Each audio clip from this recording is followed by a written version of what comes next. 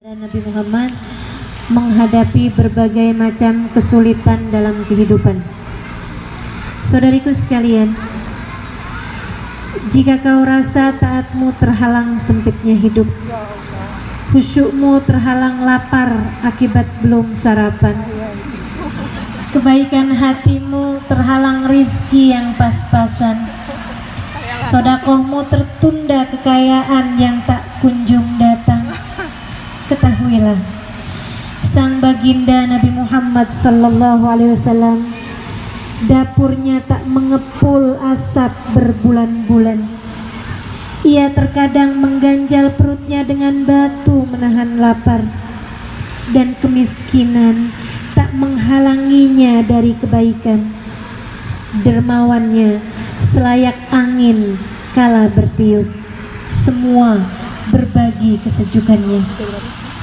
Dengarkanlah apa yang dikisahkan oleh Sayyidah Fatimah putrinya.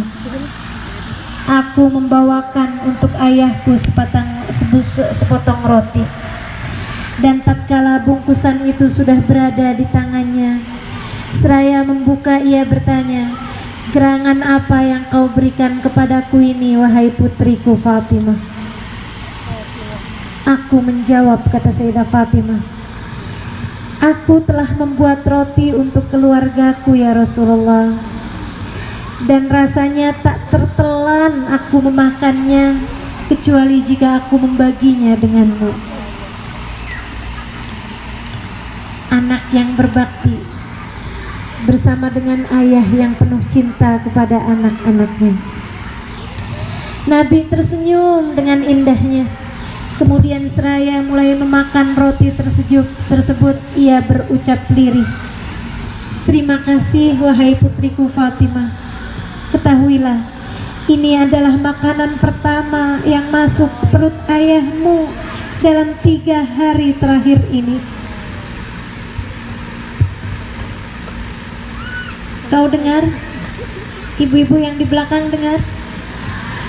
Ini adalah roti pertama, makanan pertama yang masuk kepada perut Nabi Muhammad sesudah 3 hari berturut-turut gak makan apa-apa. Ini Nabi besar Muhammad sallallahu alaihi wasallam. Makanan pertama yang masuk ke perutnya sesudah 3 hari berturut-turut menahan lapar. Maka diamlah sejenak dan renungkan.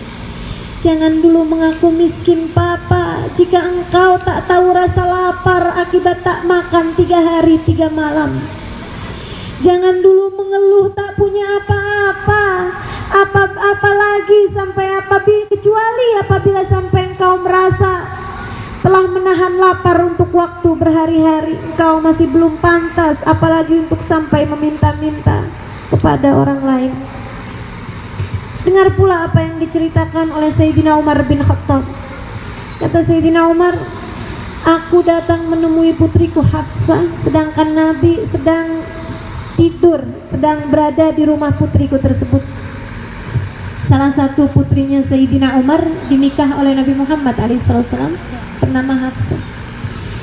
Dia bilang, "Aku menyibak tirai yang di sana Nabi Muhammad sedang tidur siang. Nabi sedang tidur qailulah, jam-jam begini nih, jam 11 lewat setengah 12 sampai sekitar setengah jam menunggu duhur. Ini waktu tidurnya Nabi Muhammad. Jadi saya nggak akan salahkan kalau ada di antara teman-teman yang sekarang ngantuk dan tidur. Sunnah soalnya." Katanya Sayyidina Umar, "Saya kemudian keciuman wanginya Nabi Muhammad alaihissalam. Saya menyibak tirai yang Nabi Muhammad sedang tidur di dalam kamar tersebut." Dia bilang, "Saya kemudian gak tahan hati nangis. Kenapa? Karena saya melihat tidurnya Nabi Muhammad alaihissalam. Masa itu lagi musim panas sehingga Nabi membuka dada beliau. Buka dada, jadi tidurnya pakai sarung ke bawah gitu ya, dadanya kan." Dia bilang, katanya Sayyidina Umar bin Khattab, Nabi tidak beralaskan kasur empuk, Nabi tidak beralaskan kasur busa yang tipis, Nabi hanya beralaskan kain tikar, Nabi hanya beralaskan tikar dari pelepah kurma yang membuat Nabi kalau berbalik badan bekas-bekasnya, garis-garisnya tikar tersebut sampai bikin garis di badan Nabi besar Muhammad sallallahu alaihi wasallam. Panas. Katanya Sayyidina Umar bin Khattab, saya ngelihatnya nggak tahan hati, saya pun nangis. Kemudian kasurnya atau tempat tidurnya, mohon maaf, kamarnya sangat kecil sekali, dan kemudian Nabi sedang tertidur di situ dan keringat berkeluaran dari badan beliau yang mulia serta tikar garis-garisnya ngecap di badan beliau yang mulia. Dia bilang tangisan saya tersebut membuat bangun Nabi Muhammad alaihissalam. Ini Sayyidina Umar ya, orangnya emosional. Jadi kalau lagi nangis, nangis saja. Kalau lagi ngomong-ngomong aja gitu, nggak pakai basa-basi. Ini nangisnya kenceng bener rupanya sampai Nabi Muhammad jadi kebangun. Maafkan ya Umar, katanya Nabi, kamu kenapa nangis Umar? Maafkan aku wahai Rasulullah, kata Sayyidina Umar.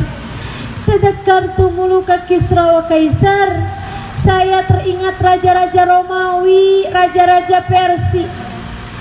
Wa anta aula bidzalik, engkau bukankah lebih mulia daripada mereka semuanya itu? Raja Romawi, raja Persia kalau tidur di kasur-kasur empuk, mereka dikipasi dengan dayang-dayang. Zaman itu belum ada AC, jadi kalau mau adem dikipasin dayang-dayang.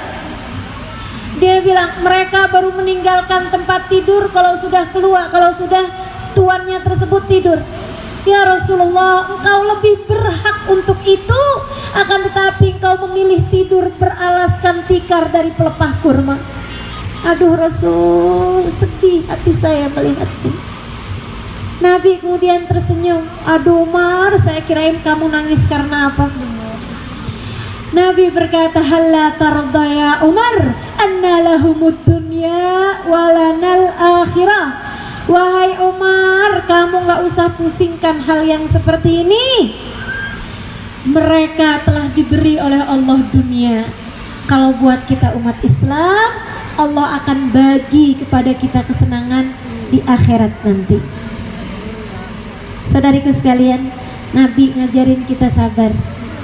Pernah satu ketika Sayyidah Aisyah ada temennya datang ngasih hadiah tempat tidur, terus kasur yang empuk, karena ngelihat tempat tidurnya Nabi itu nggak ada apa-apa kecuali tikar itu aja. Nabi waktu pulang sore-sore, dia ngelihat apa nih Aisyah? Kasur Rasulullah. Dari mana kamu dapat? Nggak beli kok Rasul. Ini ada temen saya tadi datang kemari, dia kemudian ngelihat kamar kita, terus dia pulang, dia kirimin kasur ini Rasulullah. Nggak pakai Gojek ya, dikirimin kasur ini wahai Rasul. Dia bilang hadiah untukmu wahai Aisyah. Nabi kemudian tersenyum dan berkata, Aisyah, kamu mau nggak ngerjain yang saya minta? Bala ya Rasulullah, tentu wahai Rasul, aku akan kerjakan apapun aja yang kau minta. Apa itu wahai Rasulullah? Nabi berkata, kembalikan kasur ini kepada temanmu itu wahai Aisyah. Aku malu untuk tersimpan dunia di dalam rumahku. Nabi Muhammad SAW, aku malu untuk ada dunia dalam rumah. Sallallahu alaihi wa ala alihi wasallam. Ini baginda kita Nabi Muhammad, kesabaran luar biasa. Maka saudariku sekalian, jangan ngaku miskin. Yang ada nih, kita nih nggak miskin. Miskin sih, bukan miskin harta, miskin syukur. Bener nggak? Ketika engkau merasa dompetmu menipis dan hatimu menjadi galau, sungguh ada yang lebih tipis daripada sekedar dompetmu, yaitu imanmu. Apalagi kalau sampai membuatmu menuntut kepada suamimu sesuatu yang tidak bisa ia berikan.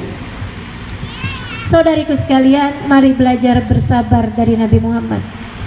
Dalam segala kesulitan-kesulitan hidup yang kau rasakan, ucapkan dalam hatimu, aku akan bersabar.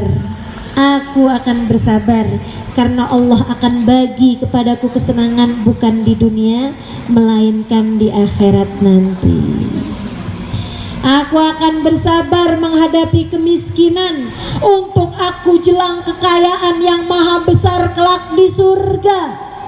Aku akan bersabar dengan kesakitan di dunia untuk aku akan mendapatkan kebahagiaan abadi kelak di surga. Aku akan bersabar dengan kehinaan di dunia untuk aku akan mendapatkan kemuliaan semulia-mulianya kelak di hari akhirat nanti, dapat bersanding bersama dengan baginda Nabi besar Muhammad. Saudariku sekalian, segala kesulitan kehidupan yang kau rasakan, berkacalah kepada bagindamu Nabi besar Muhammad sallallahu alaihi wa ala alihi wa sahbihi wasallam. Nabi bahkan dalam keadaan miskinnya tidak sulit untuk berbagi. Pernah satu ketika beliau pergi ke pasar, bawa uang 8 dirham mau beli baju baru. Sampai di pasar kelihatan pengemis, dibaginya 2 dirham. Tinggal berapa? 6. Beliau kemudian melihat ada seorang anak perempuan kecil menangis di pinggir pasar. Tanya, kenapa kamu nangis, nak? Saya budak Rasulullah, disuruh belanja, duitnya malah hilang. Saya takut Rasul, kalau balik saya nanti pasti dimarahin. Kalau belanja kagak ada duitnya, gimana nih Rasul? Nabi nanya, berapa banyak uang yang diberikan oleh majikanmu? Dia bilang 3 dirham ya Rasulullah. Nabi pun memberikan 3 dirham tersebut. Dan gak usah nangis. Tinggal berapa sekarang? Tinggal 3. Nabi keliling-keliling dapat juga baju seharga 3 dirham. Masih di pasar itu juga Nabi ketemu seorang sahabat yang miskin. Ada di pasar Rasul, iya. Habis belanja apa Rasul? Beli baju. Wah, senang ya Rasul bisa beli baju baru. Kamu nggak bisa beli baju. Saya mah nggak punya uang Rasul buat beli baju. Nabi kemudian berkata, kalau gitu ambillah ini untukmu. Aku kira badan kita tidak seberapa jauh bedanya. Tinggal berapa? Baginda kita Nabi Muhammad alaihi wasallam. Kesulitan kehidupan tidak menghalangkannya untuk berdermawan kepada siapapun. Mudah-mudahan Allah bagi kepada kita kesabaran yang seperti ini insya Allah. Seenggaknya yang enggak kita punya, teman-teman saudara sekalian, jangan repot-repot terus-terusan berusaha untuk mencarinya. Yang enggak ada jangan dicari, akan tetapi kita qanaah dengan yang ada.